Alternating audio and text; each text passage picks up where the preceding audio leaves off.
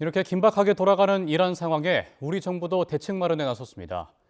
이재명 대통령은 교민 안전을 최우선으로 고려하라고 관계 부처에 지시했고 외교 안보 당국도 상황 점검에 나섰습니다.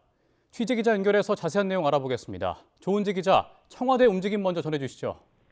네, 갑작스러웠던 중동발 소식에 이재명 대통령도 상황 파악에 나섰습니다. 미국과 이스라엘의 이란 폭격 내용을 보고받고 국내에 미치는 영향 등을 점검했습니다. 주말이긴 하지만 국내 금융시장에 미칠 파급과 국제유가 동향 등을 다뤘을 걸로 보이는데요. 이 대통령은 특히 현지 우리 교민의 안전을 최우선 고려해 대책을 마련하라고 지시했습니다.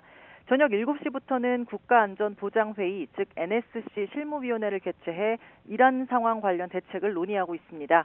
외교안보부처가 모두 참여하는 걸로 전해졌습니다. 국가안보실은 이에 앞서 우리 정부는 현재 이란 관련 상황을 예의주시하고 있다면서 영내 긴장을 완화하기 위해 모든 당사자들이 최대한 노력을 기울일 것을 촉구한다고 밝혔습니다. 또 우리 정부는 이란에 체류 중인 우리 국민의 안전 확보를 위해 만전을 기하고 있다고 강조했습니다.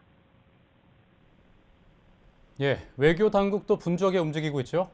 네, 외교부도 저녁 7시 반부터 김진아 2차관 주재로 상황 점검 회의를 진행하고 있습니다. 이란 현지 우리 교민의 안전 상황과 대피 계획 등이 논의되고 있을 걸로 보입니다.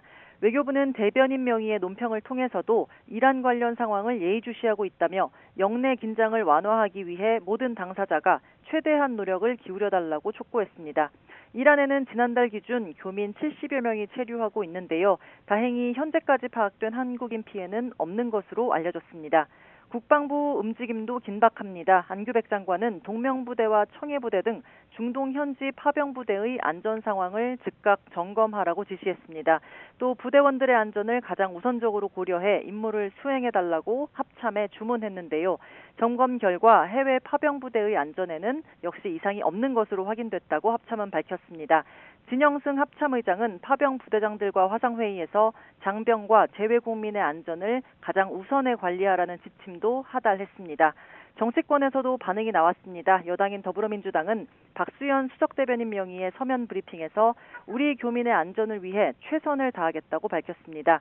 지금 무엇보다 시급한 건 추가적인 유혈 사태를 막고 평화를 되찾는 일이라며 중동의 하늘에 전장의 연기가 아닌 평화의 빛이 깃들길 희망한다고 강조했습니다.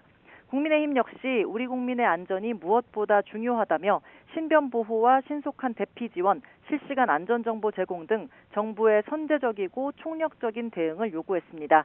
또 국가산업 안정은 대한민국 생존과 직결된다며 에너지 수급 안정 대책과 수출입 물류 대응 등을 면밀히 점검해서 대비해달라고 당국에 촉구했습니다. 지금까지 정치부에서 YTN 조은지입니다.